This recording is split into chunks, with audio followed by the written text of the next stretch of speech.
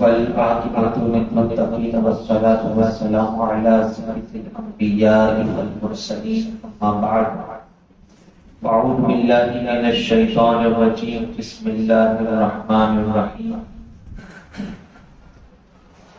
میرے سامنے طرف آواز بلند پڑھے الصلاة والسلام علیک یا رسول اللہ، الصلاة والسلام عليك يا رسول الله، الصلاة والسلام علیک یا حبیب اللہ، الصلاة والسلام عليك يا حبيب الله، الصلاة والسلام علیک یا نبی اللہ، الصلاة والسلام عليك يا نبي الله، الصلاة والسلام علیک یا نور اللہ، الصلاة والسلام عليك يا نور الله، صلی اللہ تعالی علیہ وسلم۔ صلى الله تعالى عليه وسلم۔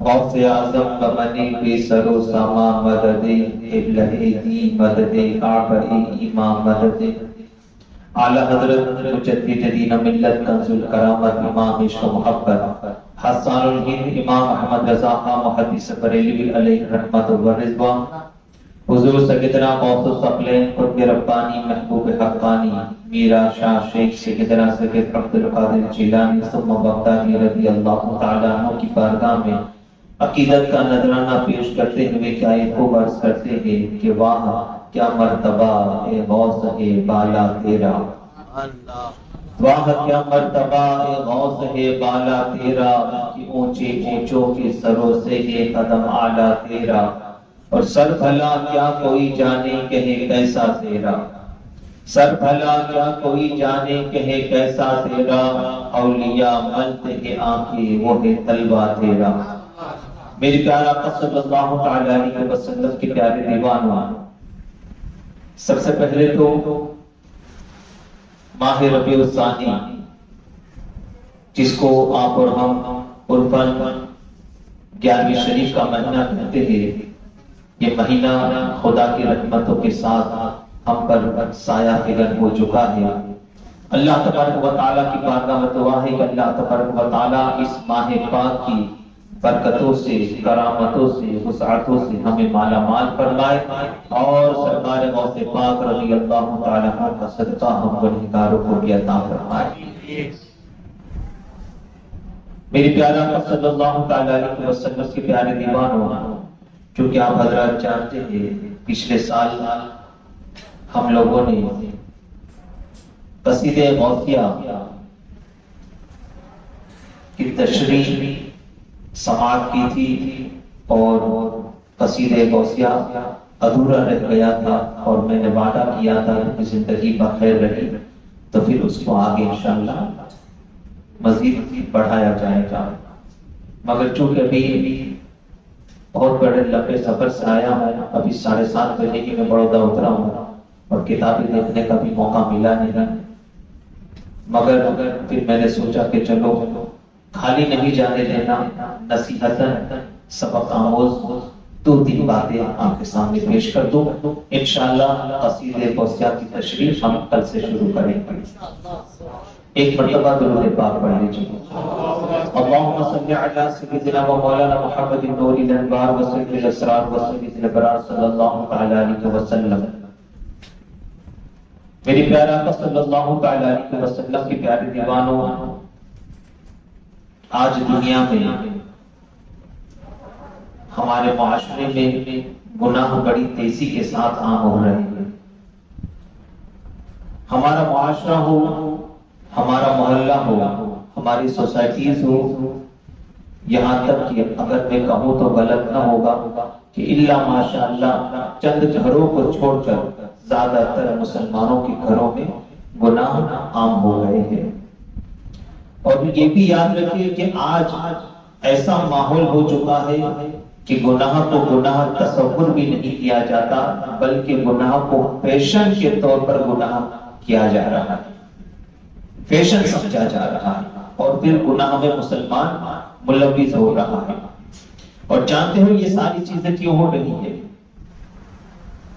یہ ساری چیزیں صرف اور صرف اس لیے ہو رہی ہے کہ احساس گناہ ہمارا مر چکا ہے۔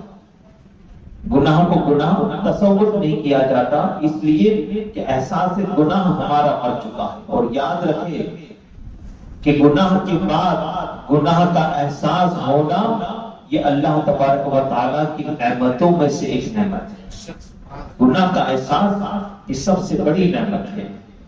تاجدار کائنات صلی اللہ تعالیٰ علیہ وسلم کے شہدائیوں، احساس گناہ کتنی بڑی نعمت ہے جانتے ہو آپ؟ اللہ اکبر۔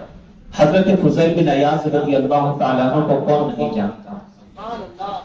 حضرت فضیل بن عیاض رضی اللہ تعالیٰ عنہ، آپ کا واقعہ بھی توبہ کا جو ہے وہ بڑا ہی عجیب و غریب ہے۔ آپ پہلے ڈاکہ زنی کیا کرتے تھے، ڈاکو تھے آپ، مال لوٹا کرتے تھے لوگوں کے، مگر ایک بات آپ کے اندر بڑی عجیب نظر آتی تھی۔ آپ کے ساتھیوں نے بھی ایک مرتبہ آپ کو پوچھا، اور وہ بات کیا تھی کہ آپ ڈاکہ زنی بھی کرتے رات کو اور دن میں روزہ بھی رکھا کرتے، دن میں آپ روزے سے رہتے۔ ساتھیوں نے پوچھا، فضیل تمہاری یہ بات ہمیں سمجھ میں نہیں آتی کہ ڈاکہ زنی بھی کرتے ہو، گناہ بھی کرتے ہو اور پھر دن میں روزہ بھی رکھتے ہو۔ اللہ اکبر، کیا ہی پیاری بات ارشاد فرماتے ہیں۔ آپ فرماتے کہ بے شک میں جانتا ہوں کہ ڈاکہ زنی یہ گناہ ہے، مگر خدا کی طرف صلح کا کوئی نہ کوئی راستہ تو تیار کرو کہ مجھے یقین کامل ہے کہ انہی روزوں کی برکت کی بنیاد پر خدا ایک دن میری زندگی میں انقلاب ضرور لائے گا، ایک دن میری زندگی میں انقلاب ضرور آئے گا۔ اور پھر جانتے ہو کیسا انقلاب آیا آپ کی زندگی میں، کیسا انقلاب؟ حضرت فضیل بن عیاض رضی اللہ تعالیٰ عنہ ایک مرتبہ اپنے ساتھیوں کے ساتھ، غور سے سننا، اپنے ساتھیوں کے ساتھ ڈاکہ زنی کرنے کے لیے چھپ کر بیٹھے ہوئے تھے۔ ایک قافلہ گزرنے والا تھا، پتا چلا کہ اس قافلے میں کافی مال و دولت ہے، ساتھیوں کے ساتھ چھپے ہوئے تھے۔ قافلہ آیا، قافلے والوں نے اس مقام پر پڑاؤ کیا، اور پڑاؤ کرنے کے بعد ہر شخص نے اپنا اپنا خیمہ لگایا، اور خیمہ لگانے کے بعد ہر شخص اپنے اپنے خیمے میں آرام کرنے لگا۔ حضرت فضیل بن عیاض رضی اللہ تعالیٰ عنہ اپنے ساتھیوں سے فرماتے ہیں کہ میں وہاں پر جاتا ہوں خیمے کے پاس، اور میں چیک کرتا ہوں، دیکھتا ہوں کہیں کوئی جاگ تو نہیں رہا، اگر سب سو رہے ہوں گے تو جیسے ہی تمہیں میرا اشارہ ملے فوراً حملہ کر دینا اور قافلے والوں کو لوٹ لینا۔ ساتھیوں نے کہا ٹھیک ہے، آپ جا کے چیک کر آئیے۔ حضرت فضیل بن عیاض رضی اللہ تعالیٰ عنہ ہر خیمے کی طرف سے گزر رہے ہیں، چیک کر رہے ہیں کوئی جاگ تو نہیں رہا۔ ایک خیمہ ایسا بھی تھا جس کے اندر دیا جل رہا تھا اور اندر سے قرآن کی تلاوت کی آواز آ رہی تھی۔ حضرت فضیل بن عیاض رضی اللہ تعالیٰ عنہ جب اس خیمے کے قریب سے گزرے تو بندہ جو اندر قرآن کی تلاوت کر رہا تھا، اور وہ جب اس آیت کریمہ پر پہنچا جس کا مفہوم ترجمہ کچھ یوں ہے کہ مومنوں پر کیا اب بھی وہ وقت نہیں آیا کہ ان کے دل خدا کی طرف جھک جائے؟ مومنوں پر کیا اب بھی وہ وقت نہیں آیا کہ ان کے دل خدا کی طرف جھک جائے؟ حضرت فضیل بن عیاض رضی اللہ تعالیٰ عنہ پر یہ آیت کریمہ تیر کی طرح چپ گئی ان کے دل پر، اور فوراً پکار اٹھے، ہاں بے شک میرے اللہ وہ وقت آ چکا ہے، ہاں بے شک میرے اللہ وہ وقت آ چکا ہے، ضرور میرے اللہ وہ وقت آ چکا ہے۔ اور حضرت فضیل بن عیاض رضی اللہ تعالیٰ عنہ اپنے معبود برحق کی بارگاہ میں توبہ کرنے کے لیے کسی مسجد میں نہیں جاتے، کسی مرشد کی بارگاہ میں نہیں جاتے، خانہ کعبہ نہیں جاتے، بلکہ جہاں کھڑے ہوتے ہیں وہیں پر ندامت کے صرف دو آنسو گرا دیتے ہیں اور رب کی بارگاہ میں عرض کرتے ہیں کہ مولا فضیل تیری بارگاہ میں توبہ کرتا ہے، آئندہ کبھی بھی ڈاکہ زنی نہ کروں گا، مولا تو توبہ ہو جا اور فضیل کی توبہ کو اپنی بارگاہ میں قبول کر لے، فضیل کی توبہ کو اپنی بارگاہ میں قبول کر لے۔ یہ کہنے کے بعد آپ واپس اپنے ساتھیوں کے پاس آ گئے۔ ساتھیوں نے کہا فضیل تم تو ہمیں وہاں سے اشارہ کرنے والے تھے، کیا ڈاکہ نہیں ڈالنا؟ حضرت فضیل بن عیاض رضی اللہ تعالیٰ عنہ ارشاد فرماتے ہیں میرے ساتھیوں نہیں، اب میں توبہ کر چکا ہوں، اب میں توبہ کر چکا ہوں ڈاکہ زنی سے، اور تم کو میں آزاد کرتا ہوں، جس کو جو کرنا ہو وہ کرو، تم سب آزاد ہو، جہاں جانا چاہتے ہو جہاں چلے جاؤ۔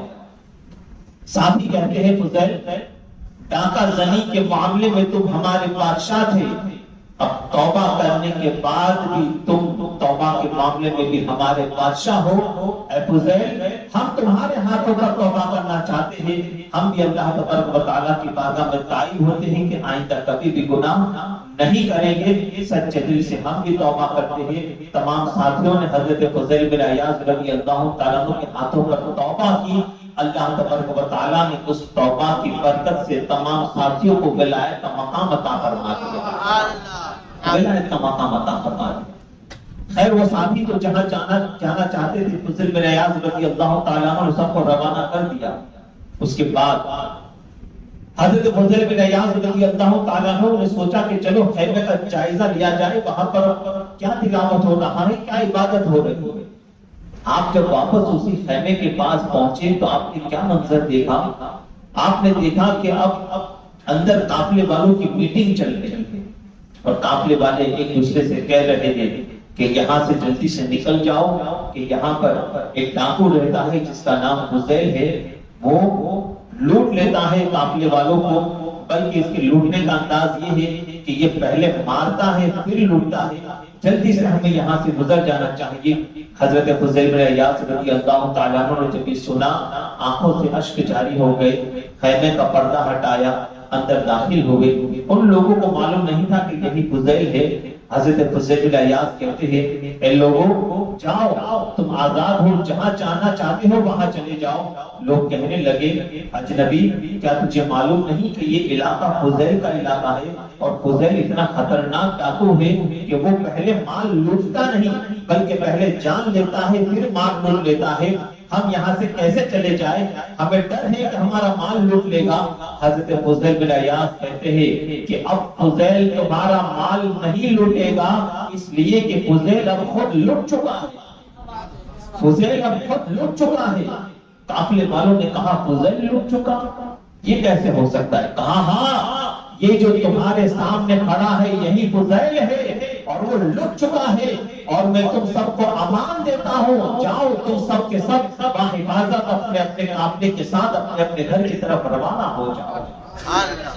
اس کے بعد حضرت فضیل بن عیاض رضی اللہ تعالیٰ عنہ بغداد کا رخ کرتے ہیں اور نیت کرتے ہیں کہ اب علم حاصل کروں گا، اور جانتے ہو فضیل بن عیاض رضی اللہ تعالیٰ عنہ بغداد شریف میں علم حاصل کرنے کے لیے کس کے پاس پہنچے؟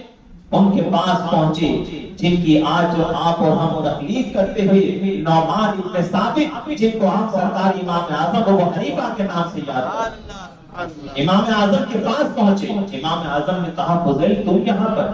کہا حضور تائب ہو چکا ہوں، توبہ کر لیجیے اور آپ کی بارگاہ میں علم حاصل کرنے آیا ہوں۔ امام اعظم ابو حنیفہ رضی اللہ تعالیٰ عنہ نے حضرت فضیل بن عیاض رضی اللہ تعالیٰ عنہ کو اپنی شاگردی میں قبول فرما لیا، پھر ایسے محنت کی آپ نے اور ایسا علم حاصل کیا کہ قلیل عرصے میں، تھوڑے ہی عرصے میں 2 لاکھ احادیث کریمہ آپ نے زبانی یاد کر لی، 2 لاکھ حدیث پاک آپ نے زبانی یاد کر لی۔ تاجدار کائنات صلی اللہ تعالیٰ علیہ وسلم کے شہداء کو یہ مقام و مرتبہ کیوں ملا؟ احساس گناہوں کا زندہ تھا، احساس گناہوں کا زندہ تھا۔ اور جانتے ہو پھر خدا نے کیسا مقام عطا فرمایا حضرت فضیل بن عیاض رضی اللہ تعالیٰ عنہ کو؟ اور یاد رکھو کہ حضرت فضیل بن عیاض رضی اللہ تعالیٰ عنہ ڈاکو تھے، مگر خدا جب کرم کرنا چاہتا ہے تو کوئی نہ کوئی بہانہ ہوتا ہے، کوئی نہ کوئی بہانہ ہوتا ہے، اور خدا اپنے کرم کے دریا بہا دیا کرتا ہے۔ شاعر کہتا ہے نا غم سبھی راحت و تسکین میں ڈھل جاتے ہیں، اور جب کرم ہوتا ہے حالات بدل جاتے ہیں، حالات بدل جاتے ہیں۔ یہاں پر مجھے حضرت بہلول دانا کا ایک واقعہ یاد آ رہا ہے۔ حضرت بہلول دانا رضی اللہ تعالیٰ عنہ مجذوب تھے، آپ دیوانے تھے، مگر ایسے دیوانے تھے کہ اس زمانے کے بڑے بڑے علماء، بڑے بڑے مشائخ آپ کی بارگاہ میں زار و ادب کٹھے نظر آئے۔ حضرت بہلول دانا، ہارون رشید جو اس زمانے کا بہت بڑا بادشاہ تھا، اس کا بہت عالیشان محل تھا۔ ہارون رشید بار بار حضرت بہلول دانا کو دعوت دیتا کہ اے بہلول میرے محل میں تشریف لاؤ، میرے محل میں تشریف لاؤ، مگر حضرت بہلول دانا کبھی بھی ہارون رشید کی دعوت کو قبول نہیں کرتے، اس کے محل میں نہ جاتے۔ اور کیوں نہیں جاتے؟ اس لیے نہیں جاتے کہ جس کو خدا کی معرفت حاصل ہو جاتی ہے پھر اس کو گاڑی بنگلہ اور خزانے سے کیا سروکار ہوتا ہے، اس لیے نہیں جاتے، آپ اس کی دعوت قبول نہیں کرتے۔ جب کافی مرتبہ بہلول دانا کو دعوت دی گئی اور دعوت قبول نہیں کی تو ایک مرتبہ ہارون رشید نے ایک پلان بنایا۔ اس کا محل جو تھا وہ بہت بڑا تھا اور چاروں طرف پھیلا ہوا تھا۔ اس نے ایک پلان بنایا کہ اس نے ایک بہت بڑا کپڑے کا تھان منگوایا، اور اس کے محل کے اس کونے سے اس کونے کے اوپر چھت پر کچھ سپاہی کھڑے کر دیے اور اس چھت پر بھی کچھ سپاہی کھڑے کر دیے، اور کہا کہ کپڑے کا تھان جو ہے وہ پھیلا دو، کپڑے کا تھان پھیلا دو، راستے میں کپڑے کا تھان بچھا دو، اور وہاں والے سپاہی بھی کپڑے کا تھان کا جو چھیڑا ہے وہ پکڑ کے رکھے، یہاں والے بھی ایک چھیڑا پکڑ کے رکھے، اور پورا کپڑا راستے میں بچھا دیا جائے۔ جیسے ہی بہلول اپنی دیوانگی کے عالم میں اس راستے سے گزرے اور جیسے ہی ان کا پیر کپڑے پر پڑے، دونوں طرف سے کپڑا کھینچ لینا اور ہارون رشید کے پاس حاضر کر دینا۔ یہ ہارون رشید نے پلان بنایا۔ خیر حکم کی تعمیل ہوئی، کپڑے کا تھان منگوایا گیا، دونوں طرف سے پھیلایا گیا، راستے میں بچھایا گیا۔ اب انتظار تھا بہلول کا۔ حضرت بہلول دانا رضی اللہ تعالیٰ عنہ اسی دیوانگی کے عالم میں، آپ جب اس راستے سے گزرے، جیسے ہی آپ کا پیر کپڑے پر پڑا، دونوں طرف سے سپاہیوں نے کھینچ لیا اور کھینچ کر آپ کو اٹھا لیا، چھت پر لے آئے، اور چھت پر لانے کے بعد، محل کے چھت پر لانے کے بعد ہارون رشید کی بارگاہ میں اس کے محل میں کھڑا کر دیا۔ حضرت بہلول دانا رضی اللہ تعالیٰ عنہ کو ہارون رشید نے جب اپنے محل میں دیکھا، اپنے سامنے دیکھا، تو ہارون رشید مسکرایا اور کہنے لگا بہلول اتنے دنوں سے دعوت دیتا ہوں، آتے نہیں تھے، آج کیسا تمہیں اٹھوا لیا، آج کیسے تمہیں اٹھوا لیا؟ بہلول دانا کچھ نہیں بولے، خاموش رہے۔ اس کے بعد ہارون رشید کو حضرت بہلول دانا سے بہت سی گفتگو کرنی تھی، بہت سے سوالات کرنے تھے، مگر وہ سارے سوال بھول چکا، صرف ایک ہی سوال وہ کر پایا۔ کہنے لگا بہلول مجھے یہ بتا دو، پوچھنا تو بہت کچھ تھا، یاد نہیں آ رہا، صرف ایک ہی سوال یاد آ رہا ہے، یہ بتاؤ بہلول خدا تک کیسے پہنچا جاتا ہے؟ بہلول یہ بتاؤ خدا تک کیسے پہنچا جاتا ہے؟ اللہ اکبر۔ حضرت بہلول دانا کی جبہ پر قربان ارشاد فرماتے ہیں اے ہارون رشید، جس طریقے سے تم نے مجھے اٹھوایا ہے خدا تک کوئی پہنچ نہیں سکتا، جب وہ چاہتا ہے اپنے کرم سے اٹھوا لیا کرتا ہے، جب وہ چاہتا ہے اپنے کرم سے اٹھوا لیا کرتا ہے۔ وہ نہ چاہے تو بندہ پوری زندگی نمازیں پڑھتا رہے، نفلی عبادتیں کرتا رہے، وہ نہ چاہے تو اللہ تبارک و تعالیٰ پوری زندگی کے سجدے اپنی بارگاہ سے رد فرما دے، اور جب وہ کرم کرنے پہ آتا ہے تو صرف 2 رکعت تہجد پر ولایت کا مقام عطا فرما دیا، صرف 2 رکعت پر ولایت کا مقام دے دیا کرتا ہے۔ کم سبھی راحت و تسکین میں ڈھل جاتے ہیں، اور جب کرم ہوتا ہے نا تو حالات واقعی میں بدل جاتے ہیں، حالات واقعی میں بدل جاتے ہیں، اور ایسے حالات بدلے حضرت فضیل بن عیاض کے، ایسے حالات بدلے اور ایسا مرتبہ ملا آپ کو کہ جب آپ کا آخری وقت تھا، ایک مرتبہ نماز کے لیے وضو کر رہے تھے، وضو میں ہر اعضاء کو 3 مرتبہ دھونا سنت ہے، ہر عضو کو 3 بار دھونا سنت ہے، مگر حضرت فضیل بن عیاض رضی اللہ تعالیٰ عنہ نے ہاتھ جو ہے اپنا سیدھا ہاتھ 2 مرتبہ بھول سے دھو لیا۔ دیکھو کیسا مرتبہ ملا، صرف 2 مرتبہ دھو لیا، اور وضو مکمل ہوا، نماز پڑھی تہجد کی، اور نماز پڑھ کے جیسے ہی لیٹے آنکھ بند ہوئی، مصطفیٰ کا دیدار ہوا، سرکار مدینہ کا دیدار ہوا۔ میرا آقا صلی اللہ علیہ وسلم نے ارشاد فرمایا فضیل ہر عضو کو وضو میں 3 بار دھونا میری سنت ہے، تم نے سیدھا ہاتھ صرف 2 مرتبہ دھویا، اے فضیل تم نے سیدھا ہاتھ صرف 2 مرتبہ دھویا، اسی سے اندازہ لگا لو کہ میرے مصطفیٰ اپنے امتی کے ہر عمل کے نگہبان ہے، ہر عمل پر نگہبان ہے۔ حضرت فضیل بن عیاض کا 2 مرتبہ ہاتھ دھونا بھی مصطفیٰ سے پوشیدہ نہ رہا۔ اسی سے اندازہ لگا لیجیے ہماری ہر حرکات و سکنات کو میرے مصطفیٰ دیکھ رہے ہیں، سرکار دیکھ رہے ہیں۔ کہا فضیل ہر عضو کو 3 بار دھونا میری سنت ہے، اپنا داہنا ہاتھ تم نے 2 ہی مرتبہ دھویا، میری سنت کو ترک کیا۔ اللہ اکبر۔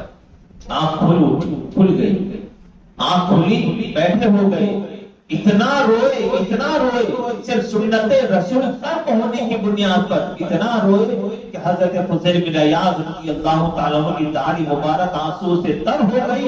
یہاں تک روتے رہے کہ مؤذن نے فجر کی اذان پکار دی، صرف سنت رسول کے ترک ہونے پر۔ ایسا مرتبہ ملا کہ مصطفیٰ کا دیدار ہوا، میرے آقا کا دیدار ہوا، اور تاجدار کائنات صلی اللہ علیہ وسلم کے شہدائیوں، یہ مراتب حضرت فضیل بن عیاض رضی اللہ تعالیٰ عنہ کو ملا تو صرف اس لیے کہ ان کا احساس گناہ زندہ تھا، انہوں نے اللہ کی بارگاہ میں سچی توبہ کر لی، تو خدا نے ایسے مرتبہ عطا فرما دیے کہ آج سرکار غریب نواز اور سرکار غوث پاک کے دادا پیروں میں آپ کا نام شمار ہوگا۔ غوث پاک کے دادا پیروں میں حضرت فضیل بن عیاض رضی اللہ تعالیٰ عنہ کا نام شمار ہوتا ہے۔ اور چشتی حضرات جب اپنا شجرہ پڑھتے ہیں تو سب سے پہلے نام لیتے ہیں مولا کائنات کا، دوسرے نمبر پر نام لیتے ہیں حضرت خواجہ حسن بصری کا، تیسرے نمبر پر نام لیتے ہیں حضرت عبد الواحد بن زید کا، اور چوتھے نمبر پر نام آتا ہے تو حضرت فضیل بن عیاض رضی اللہ تعالیٰ عنہ کا نام آتا ہے۔ یعنی چشتی حضرات بھی اگر اپنا شجرہ شروع کرتے ہیں تو شجرہ شروع ہونے پر چوتھے نمبر پر نام آتا ہے تو فضیل بن عیاض کا نام آتا ہے۔ فضیل بن عیاض کے نام کے بغیر چشتی حضرات کا شجرہ بھی شروع نہیں ہوتا۔ یہ حضرت فضیل بن عیاض رضی اللہ تعالیٰ احساس گناہ زندہ تھا، احساس گناہ۔ پھر خدا نے وہ مرتبہ بھی عطا فرمایا کہ جب آپ کا وصال ہوا تو اللہ اکبر، خدا نے وہ مرتبہ دیا کہ جنت المعلا میں حضرت بی بی خدیجہ رضی اللہ تعالیٰ عنہا کے قدموں میں آپ دفن ہو گئے، وہاں آپ کو جگہ۔ تاجدار کائنات صلی اللہ علیہ وسلم کے شہدائیوں احساس گناہ زندہ تھا، احساس گناہ۔ یہی تو سرکار غوث پاک رضی اللہ تعالیٰ عنہ کے والد گرامی حضرت موسیٰ جنگی دوست رضی اللہ تعالیٰ عنہ ایک سیب ہی تو کھا لیا تھا نا، ایک سیب کھا لیا تھا۔ بڑے بڑے مفتیان کرام سے اگر پوچھو کہ بہتا ہوا سیب اگر کوئی کھا لے تو کیا شریعت میں کوئی پکڑ ہے؟ کوئی مفتی آپ کو فتویٰ نہیں دے گا کہ آپ نے گناہ کیا، مگر احساس گناہ زندہ تھا کہ قیامت کے دن خدا کو کیا ہوگا۔ پہنچے باغیچے میں، پتا چلا حضرت صومعی رضی اللہ تعالیٰ عنہ کا باغیچہ ہے، کہا حضور میں نے ایک سیب کھا لیا ہے، معاف کروانے آیا ہوں۔ حضرت عبداللہ صومعی بھی سمجھ گئے کہ یہ آنے والا کوئی معمولی شخص نہیں ہے، یہ آنے والا کوئی معمولی شخص نہیں ہے۔ آپ نے کہا ایسے تو معاف نہیں کروں گا، تو کیسے معاف کرو گے؟ کہا 2 سال تک میرے باغیچے کی رکھوالی کرنی پڑی تو ایک سیب معاف کروں گا۔ حضرت موسیٰ جنگی دوست نے سوچا، اور پاک کے والد نے سوچا کہ قیامت کی رسوائی سے، خدا کی بارگاہ میں رسوائی سے، ایک سیب کے بدلے میں جو رسوائی ہوگی قیامت کے دن، اس سے تو بہتر یہ دنیا کی سزا۔ چلو معاف کروانے کے لیے 2 سال تک باغیچے کی رکھوالی کر لیتے ہیں۔ 2 سال تک باغیچے کی رکھوالی کرتے رہے، صرف ایک سیب معاف کرنے کی بنیاد پر، ایک معاف کروانا تھا۔ آج ہم لوگوں کا حرف کر لیتے ہیں، لوگوں کا مال کھا جاتے ہیں، بہنوں کا حق مان لیتے ہیں، بھائیوں کا حق مان لیتے ہیں، پڑوسیوں کا حق مان لیتے ہیں، مگر ڈکار کا نہیں لیتے۔ اور یہ اللہ والے تھے جو نہ کرتا گناہ کا احساس ان کے دل میں موجود تھا۔ یہ کوئی گناہ نہیں تھا مگر پھر بھی نہ کرتا گناہ کا احساس آپ کے دل میں موجود تھا۔ آپ نے 2 سال تک رکھوالی کی، رکھوالی کرنے کے بعد جب 2 سال کا عرصہ گزرا، موسیٰ جنگی دوست رضی اللہ تعالیٰ عنہ حضرت عبداللہ صومعی کی بارگاہ میں حاضر ہوئے، کہا حضور اب تو معاف ہے۔ کہا نہیں، اب بھی معاف نہیں ہے، ایک اور سزا باقی ہے۔ کہا کیا؟ کہا ایک میری بیٹی ہے جو آنکھوں سے اندھی ہے، دیکھ نہیں سکتی، زبان سے گونگی ہے، بول نہیں سکتی، ہاتھوں سے لولی ہے، کچھ پکڑ نہیں سکتی، کچھ کام نہیں کر سکتی، پیروں سے لکڑی ہے، چل نہیں سکتی، اس کے ساتھ نکاح کرنا پڑے گا۔ آپ نے کہا، سوچا دل میں کہ قیامت کی رسوائی سے تو یہ سزا بہتر ہے، جینا کتنے دن ہے، چلو ٹھیک ہے، آپ نے کہا ٹھیک ہے میں منظور ہے مجھے، نکاح ہو گیا۔ نکاح ہونے کے بعد حجرہ عروسی میں جب تشریف لے گئے، آپ اپنے کمرے میں تشریف لے گئے، ایک حسین و جمیل صحیح و سالم عورت خاتون بیٹھی ہوئی ہے، ایک صحیح سالم لڑکی بیٹھی ہوئی ہے۔ حضرت عبداللہ سومعی رضی اللہ تعالیٰ عنہ، حضرت سرکار موسیٰ جنگی دوست رضی اللہ تعالیٰ عنہ جب دیکھا تو آپ ڈر گئے اور فوراً کمرے سے باہر نکل آئے کہ ایک سیب کے بدلے میں تو 2 سال کی سزا بھگت رہا ہوں، کہیں دوسرا گناہ نہ ہو جائے، سالوں کی سزا ہو جائے۔ باہر نکل آئے، عبداللہ سومعی نے پوچھا موسیٰ جنگی دوست کیوں باہر نکل آئے؟ کہا حضور آپ نے تو کہا تھا آنکھوں سے اندھی ہے، پیروں سے لنگڑی ہے، ہاتھوں سے لولی ہے، مگر اندر تو ایک صحیح سالم خاتون بیٹھی ہے۔ حضرت عبداللہ سومعی فرماتے ہیں اے موسیٰ وہی میری بیٹی ہے، آنکھوں سے اندھی اس لیے کہا تھا کہ اس نے اپنی آنکھوں سے کبھی حرام چیز کو دیکھا نہیں، اس نے اپنی آنکھوں سے کبھی نامحرم کو دیکھا نہیں ہے۔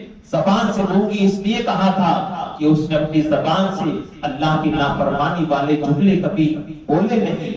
ہاتھوں سے لولی اس لیے کہا تھا کہ اللہ کی نافرمانی والے کام اس نے کبھی نہیں کیے، اور پیروں سے لنگڑی اس لیے کہا تھا کہ اس نے آج تک اپنی زندگی میں کبھی گھر کے باہر قدم نہیں رکھا۔